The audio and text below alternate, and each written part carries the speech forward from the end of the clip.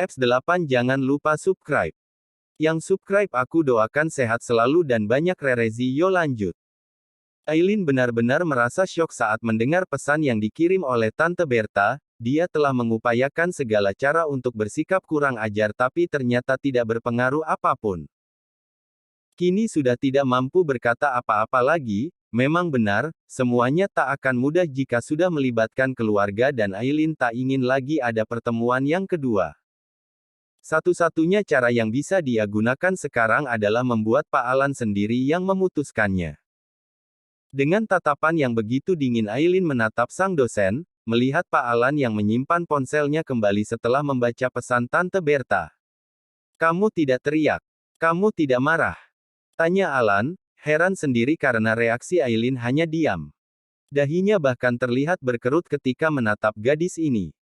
Padahal di bayangannya, Alan sudah membayangkan Aileen yang tantrum, berteriak dan menendang-nendang mobilnya. Tidak akan puas sebelum mobilnya hancur. Tapi jangankan menghancurkan mobilnya, kini berteriak saja tidak Aileen lakukan. Aku sudah lelah, Pak, balas Aileen, bahkan membuang nafasnya dengan kasar. Aku tidak akan mengatur jadwal temu lagi, kali ini aku akan katakan bahwa kamu tidak nyaman bertemu dengan mereka semua. Aileen mengangguk. Dan satu lagi, di perusahaan nanti bekerjalah dengan profesional. Aku tidak akan memperlakukanmu dengan spesial, jika kamu melakukan kesalahan maka akan tetap mendapatkan teguran, kata Alan, sikapnya yang tegas dan galak mulai muncul. Dan Aileen lagi-lagi hanya mampu menganggukkan kepalanya pasrah. Tapi percayalah dia tidak sepasrah itu, di dalam benaknya mulai memikirkan bagaimana caranya membuat Alan marah. Saat jam kerja aku akan bersikap profesional, tapi saat jam istirahat Pak Alan harus menuruti apa mauku. Balas Aileen kemudian, suaranya mulai kembali terdengar tinggi. Tapi mendengar nada tinggi itu Alan malah merasa lega karena itu artinya Aileen sudah kembali baik-baik saja. Tadi saat Aileen terdiam pasti merasa terkejut setelah mendengar balasan pesan sang mama. Bahkan bukan hanya Aileen saja yang terkejut, namun dia juga. Sumpah demi apapun Alan tak pernah menyangka bahwa tanggapan mamanya akan seperti ini. Harusnya Mama Berta langsung memerintahkannya untuk mengakhiri hubungan dengan Aileen, tapi sekarang dia malah diminta untuk menjaga gadis ini dan bahkan diminta untuk memberikan apapun yang Aileen mau. Astaga, Alan hanya bisa membatin seperti ini. Dia sama stresnya dengan Aileen. Tidak usah tanya kenapa. Aku malas mempertegas bahwa kita adalah kekasih. Timpal Aileen lagi. Selalu saja kesal sendiri saat bicara dengan sang dosen. Iya, balas Alan, nanti malam cetak undangan yang kukirim, bawa itu untuk surat pengantar ke kantor. Timpalnya kemudian. Aileen tak menjawab apapun, dia membawa semua sampah makanannya dan turun dari mobil. Alan juga ikut turun, ingin melepaskan kepergian Aileen dengan baik. Namun saat Pak Alan turun Aileen malah cemas sendiri. Masuk. Masuk. Siapa suruh turun? Ih. Kesal Aileen, bisa gawat jika salah satu anggota keluarganya tahu bahwa dia pulang diantar oleh sang dosen. Alan yang bingung hanya diam saja, dia tetap keluar dan berdiri di samping mobilnya. Pak Alan. Kenapa keluar sih? Bagaimana jika ada keluargaku yang lihat? Cepat masuk. Kesal Aileen, dia bahkan menyentuh tubuh sang dosen, mendorong pria ini untuk segera kembali masuk ke dalam mobilnya. Ya ampun Aileen, tidak akan ada yang lihat, tidak ada siapapun di sini. Terserah, pokoknya masuk sekarang. Aileen membuka pintu mobil dan mendorong Alan kembali masuk. Karena terburu-buru kaki Alan terselip dan malah menarik Aileen hingga jatuh di dadanya. Kening Aileen sampai kembali tercium oleh bibir Alan. Kaget, Aileen buru-buru bangkit tapi malah kepalanya terbentur atas pintu. Daf. Aduh, sakit Pak, rengek Aileen. Alan yang cemas refleks kembali memeluk Aileen dan mengusap-usap kepala sang gadis. Makanya jangan gerasak-gerusuk, sesudah tidak apa-apa, ucap Alan. Bapak sih. Kesal Aileen, tapi dia betah berada di pelukan sang dosen, nyaman saja saat kepalanya yang sakit dielus-elus seperti ini. Sudah tidak sakit kan? Tanya Alan dan Aileen langsung melepaskan pelukan tersebut. Sudah. Kesal Aileen, dengan bibir mencebik dia berlari dari sana dan masuk ke dalam rumah. Alan membuang nafas kasar, setelah Aileen tak terlihat lagi dia pun pergi meninggalkan tempat ini. Malam harinya Aileen mencetak surat undangan yang masuk di emailnya. Tentang undangan ini pun telah dia sampaikan pada seluruh keluarganya, bahwa untuk 1 tahun ini dia akan bekerja perusahaan sang dosen. Awalnya seluruh keluarga merasa terkejut karena mereka sangat tahu bahwa Aileen begitu membenci sang dosen. Tapi Aileen beralasan bahwa dia ingin menunjukkan pada sang dosen bahwa ilmu yang dia dapatkan selama kuliah telah sangat dia pahami. Aileen ingin menunjukkan semua kemampuan diri. Ambisi Aileen itu didukung oleh sang Dedi Raiden justru berkata hal ini bagus untuk kematangan karir Aileen. Dan setelah undangan itu tercetak, Aileen pun menghubungi William melalui sambungan telepon. "Will, aku juga dapat undangan untuk masuk di perusahaan Pak Alan. Setelah kupikir-pikir aku akan menerimanya," kata Aileen. "Benarkah? Wah, ini kebetulan yang bagus, kita bisa bekerja di tempat yang sama. Besok datang jam berapa?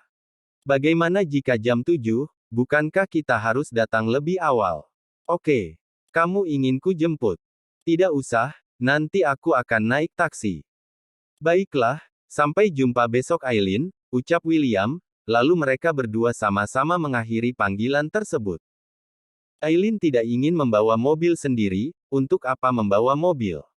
Lagi pula sekarang dia memiliki kekasih yang bisa dijadikan supir.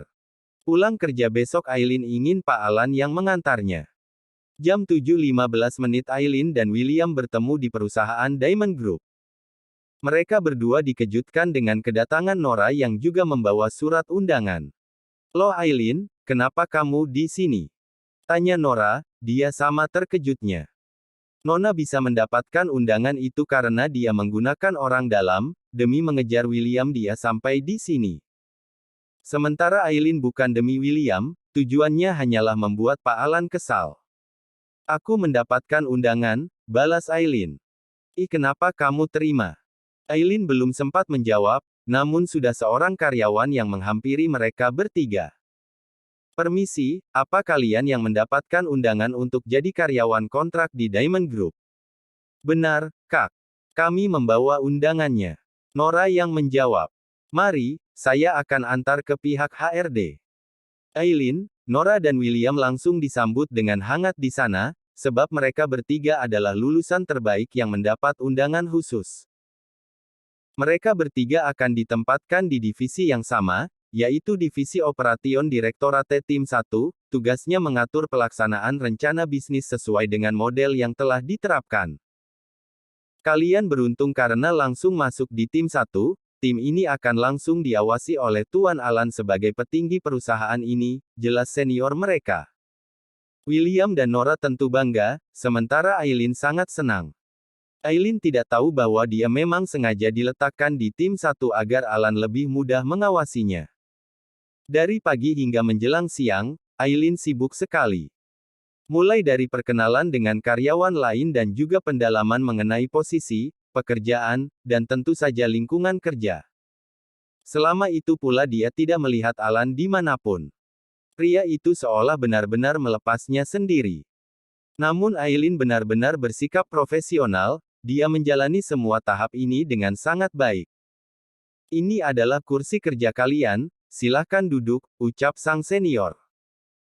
Dari tempat mereka duduk, langsung bisa melihat kursi sang CEO di depan sana, sebab mereka hanya tersekat oleh dinding kaca. Dan alangkah terkejutnya Aileen ketika dia lihat ternyata pria itu duduk di sana, dan tanpa sengaja tatapan mereka bertemu seperti garis lurus. "Sialan," batin Aileen. "Barbar," batin Alan. Aileen adalah yang lebih dulu memutus tatapan di antara mereka berdua. Lantas memperhatikan meja kerjanya yang masih terlihat kosong, hanya ada kotak pena dan sebuah komputer di hadapan. "Apa aku boleh meletakkan bunga hias di mejaku?" tanya Nora, wanita ini memang sangat feminim. Tidak seperti Aileen yang sedikit tomboy. Dibandingkan menggunakan gaun, Aileen lebih nyaman menggunakan setelan celana. "Tentu saja boleh Nora, selama itu tidak mengganggu karyawan yang lain. Ciptakanlah rasa nyaman saat bekerja. Paham ya? Paham Bu, jawab Nora, Aileen dan William secara bersamaan. Masuk jam istirahat mereka mulai dilepas. Hari ini ketiga karyawan kontrak baru tersebut hanya perlu mempelajari semua job desk mereka, besok hari Sabtu baru bekerja di dalam tim. Will, ayo kita makan siang berdua, ajak Nora, sengaja menyebut kata berdua agar Aileen peka bahwa dia tidak diajak. Ayo Aileen, ajak William, bahkan menatap Aileen dengan sorot mata yang teduh dan intens. Sejujurnya William telah lama menaruh rasa pada Aileen, meskipun Aileen adalah wanita yang barbar namun Aileen tak pernah memperlakukannya dengan berlebihan di saat tampilannya masih jadi pria yang cupu. Aileen memang menjaga jarak dan William bisa memahami hal itu, karena siapapun yang dekat dengannya dulu pasti akan jadi bahan olok-olokan. Kalian pergi berdua saja, aku sudah memiliki janji makan bersama dengan kakakku, katanya dia ingin mentraktirku di hari pertama kerja, balas Aileen, bohong tapi dia anggap jujur, karena detik ini menganggap Pak Alan sebagai kakaknya. Setelah pembicaraannya dengan William dan Nora selesai Aileen akan kembali menganggap pria itu sebagai pria yang paling dia benci. Baguslah kalau begitu, ayo Will, kita makan di kantin perusahaan, ajak Nora yang makin antusias. Dia bahkan langsung memeluk lengan William, namun dengan perlahan William lepas. Nora tidak merasa tersinggung sedikit pun, dia tetap tersenyum dengan pria tampan tersebut. Will kini benar-benar berubah, dalam sekejap William masuk sebagai tipe idealnya. Setelah meninggalkan meja kerja, Nora kembali bicara, karena tak ada Aileen, dia jadi lebih leluasa. Will, apa kamu belum memaafkan aku? Tanya Nora. Maaf yang dia maksud adalah tentang semua perlakuannya pada William semasa mereka kuliah. Aku hanya ikut-ikut teman yang lain, karena itulah mengolok-olok kamu. Maafkan aku ya? Tanya Nora lagi, yang menunjukkan raut wajahnya yang merasa bersalah. Jika tahu bahwa William bisa berubah jadi seperti ini dia pun tak akan melakukan hal seperti itu. Tidak perlu merasa bersalah, Nora. Aku baik-baik saja, balas William, dia sedikit pun tidak merasa terganggu dengan semua perlakuan teman-temannya. Justru respon seperti itulah yang dia inginkan. Di masa SMA, ketampanan William membuatnya merasa terbebani. Para wanita selalu mengejarnya dan para pria mendekati hanya karena ada maksud. Karena itulah saat masuk kuliah William merubah penampilannya jadi pria yang cupu dan alhasil dia bisa menyelesaikan kuliah tanpa merasa terganggu karena semua teman-teman rata-rata menjauhinya. Tapi dengan begini William bisa lulus dengan nilai cum laude. Di meja kerjanya, Aileen langsung mengirim pesan pada sang dosen. Memulai rencananya untuk mengganggu pria itu. Aku lapar, aku hanya ingin makan dengan kekasihku. Tulis Aileen dan langsung dikirim. Saat pesan itu masuk, Alan langsung melihat ke arah Aileen, sampai tatapan mereka jadi kembali saling bertemu. Jarak bukan lagi penghalang, apalagi di saat kedua mata masih bisa saling bertemu. Aileen mencebikkan bibir, isyarat tak menerima penolakan. Kenapa tidak pergi bersama dengan William dan Nora? Balas Alan. Aku tidak biasa makan bersama dengan orang yang tak kuanggap dekat, haruskah aku menjadikan William kekasih lebih dulu? Jawab Aileen, menjawab sesukanya. Jangan asal bicara, balas Alan dengan cepat. Datang ke ruanganku di lantai atas. Titahnya kemudian. Ruangan Alan di kantor ini memang ada dua, satu yang dia gunakan untuk bekerja dengan timnya di sini. Satu yang selama ini dia gunakan saat bimbingan dengan Aileen, ruangan yang ada di lantai atas biasanya digunakan untuk bertemu dengan tamu-tamu penting, hingga tetap bisa menjaga privasi mereka. Siap sayang, balas Aileen. Alan keluar lebih dulu dari sana, dia tidak sempat membaca balasan pesan Aileen yang memanggilnya sayang. Beberapa karyawan yang melihat kepergian Alan menundukkan kepalanya hormat, tak berselang lama kemudian Aileen pun menyusul. Menuju lift Aileen berlari dengan cepat, sampai bisa menyusul pria menyebalkan tersebut. Dengan tekad yang sudah begitu bulat, Aileen lantas memberanikan diri untuk menggenggam tangan sang dosen. Alan yang kaget sontak menatap tajam ke arah sang gadis. Apa? Tanya Aileen, sedikit pun dia tidak merasa takut dengan tatapan tajam itu. Katamu ingin merahasiakan tentang hubungan kita, lalu ini apa? Tanya Alan, dia mengangkat tangan kanannya dan menunjukkan genggaman tangan mereka berdua. Kan tidak ada siapa-siapa, di sini hanya ada kita berdua, balas Aileen, dia tersenyum nakal. Lalu merasa gugup sendiri ketika pintu lift terbuka, takut di dalam sana ada seseorang. Jadi buru-buru Aileen lepaskan genggaman tangan tersebut. Alan hanya geleng-geleng kepala, baginya bukan masalah besar andai semua orang tahu tentang hubungan mereka. Tapi Alan juga mencemaskan tentang Aileen, takut gadis tersebut juga jadi tidak nyaman dengan karyawan yang lain, karena itulah Alan setuju untuk menyembunyikan status mereka. Tapi malah Aileen sendiri yang memancing-mancing seperti ini. Dasar labil. Batin Alan. Tiba di ruangan Alan, Aileen langsung duduk di sofa. Tak berselang lama kemudian asisten pribadi Alan masuk dengan membawa 2 porsi makan siang. Asisten pribadi tersebut adalah orang kepercayaan Alan, jadi apapun yang terjadi di ruangan ini tak akan pernah tersebar keluar sana. Silahkan dinikmati, Nona. Terima kasih, Kak, balas Aileen, dia tak ingin banyak tahu tentang pria tersebut. Cukup tahu saja bahwa pria ini pasti orang kepercayaan sang dosen. Setelah sang asisten pergi, Alan yang sejak tadi duduk di kursi kerjanya kini pindah duduk di sofa juga. Tapi bukan duduk di samping Aileen, melainkan di hadapan gadis tersebut. Kenapa duduk di situ? Tanya Aileen, dalam sekejap raut wajahnya berubah jadi ditekuk. Harusnya duduk di sampingku, kata Aileen lagi, bahkan Alan belum sempat menjawab pertanyaan tadi. Makanlah, jangan terlalu banyak protes, balas Alan kemudian. Tidak mau, Bapak harus duduk di sampingku. Astaga, batin Alan. Malas berdebat jadi dia langsung menuruti keinginan gadis ini, Alan pindah duduk jadi di samping Aileen. Nah seperti ini, ucap Aileen, dia tersenyum lebar dan mengelus kaki sang dosen. Alan tentu terkejut, sentuhan ini membuat tubuhnya berdesir. Lepaskan tanganmu, kamu mau makan atau menggodaku? Bapak kenapa sih? Namanya pacaran ya seperti ini, berbuat mesum di tempat sepi. Aileen. Apa?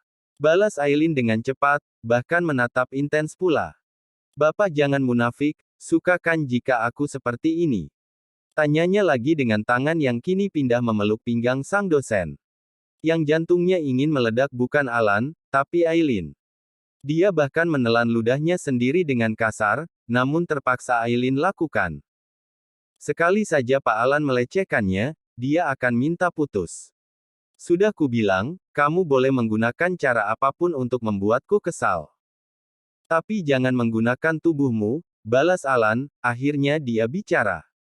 Katanya pacaran sungguhan, berarti tubuhku jadi milik Pak Alan, tubuh Pak Alan jadi milikku, balas Aileen yang semakin liar. Cukup Aileen. Bapak tidak ingin menciumku sebagai makanan pembuka. Alan memejamkan mata, tak ingin melihat apa yang akan Aileen lakukan.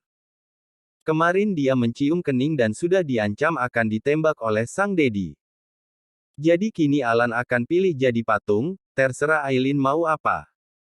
Pak, kenapa malah menutup mata? Lihat aku, lihat aku.